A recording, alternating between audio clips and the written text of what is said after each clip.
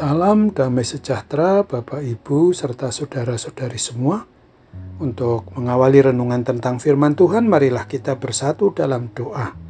Tuhan Allah Bapa di surga yang melampaui segala akal, hati, dan pikiran kami umat manusia, berfirmanlah kepada kami sebab kami bersedia untuk mendengar, dan atas pertolongan Roh Kudus, mampukan kami untuk boleh melaksanakan firman-Mu itu dalam hidup sehari-hari.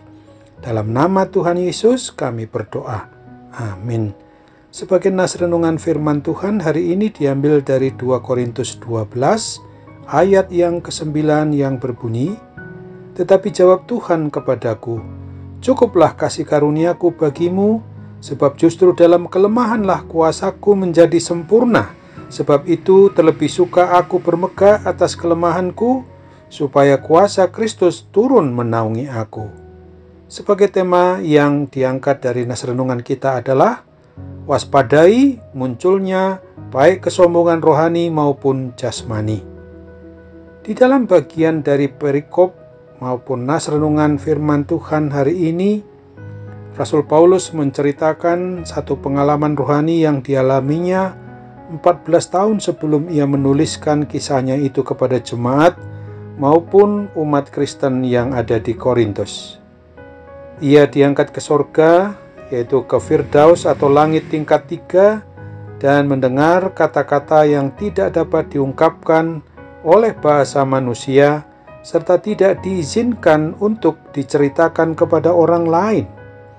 Oleh karena itu, sekalipun Rasul Paulus menceritakan pengalaman tersebut, ia tidak menceritakan apa yang didengarnya.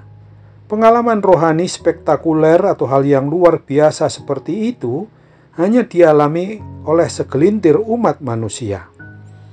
Berbeda dengan umat manusia yang pada umumnya yang cenderung sombong menceritakan pengalaman rohani mereka. Namun Rasul Paulus sebaliknya enggan menceritakan pengalaman rohaninya tersebut.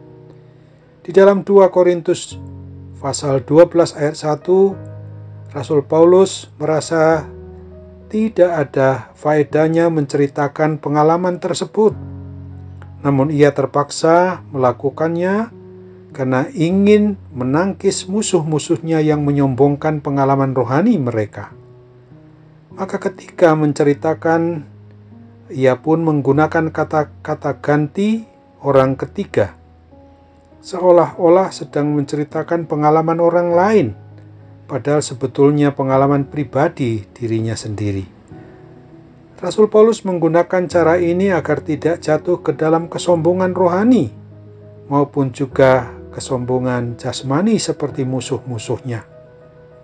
Orang-orang yang percaya sangat rentan terhadap kesombongan rohani maupun jasmaninya. Bukan saja karena pengalaman rohani hanya dialami oleh orang-orang tertentu, tetapi pengalaman demikian tidak dapat diperoleh dengan usaha umat manusia. Harta dan pengalaman dapat diusahakan, akan tetapi pertemuan pribadi dengan Tuhan, mujizat-mujizat, ataupun visi-visi ilahi hanya dapat dialami karena anugerah semata-mata. Semua adalah karya Allah, bukan usaha umat manusia itu sendiri. Karena itu, saat seseorang mendapatkan pengalaman rohani yang spektakuler atau yang mengagumkan, ia sangat rentan terhadap kesombongan, baik yang bersifat rohani maupun yang bersifat jasmani. Seolah-olah dirinya adalah orang yang diperkenankan oleh Allah secara khusus, sehingga memperoleh anugerah tersebut.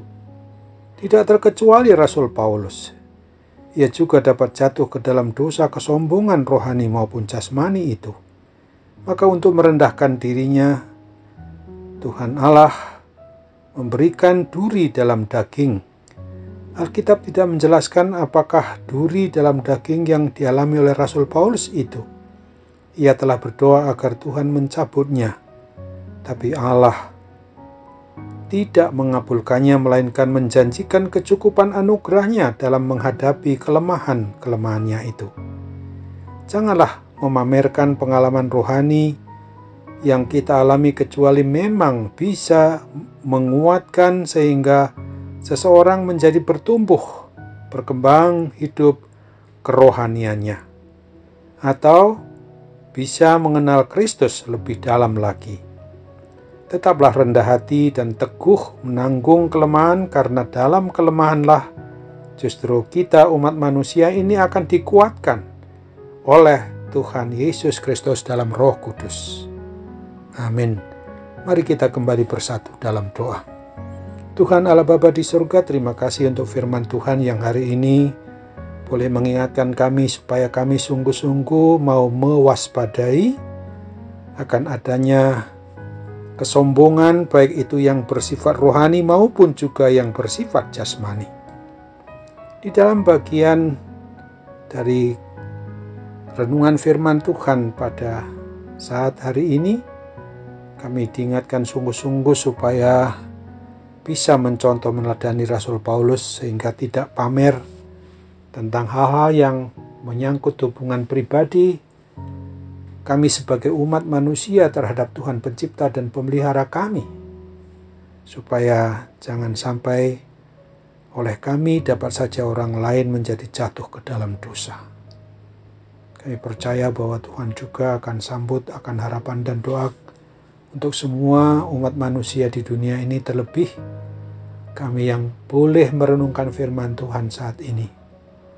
Apabila kami mengalami berbagai macam sakit penyakit yang harus kami tanggung, yang sungguh memang tidak enak, tidak indah. Tetapi sebagaimana Tuhan telah berfirman kepada kami, supaya kami sungguh-sungguh menyerahkannya kepadamu, karena anugerah Tuhan sungguh melebihi segala hal apapun yang sifatnya menderitakan kami, termasuk akibat pandemi COVID-19 sekarang ini. Sembuhkan kami, pulihkan kami dari kuasa sakit penyakit itu semua. Dalam nama Tuhan Yesus kami mohon. Amin.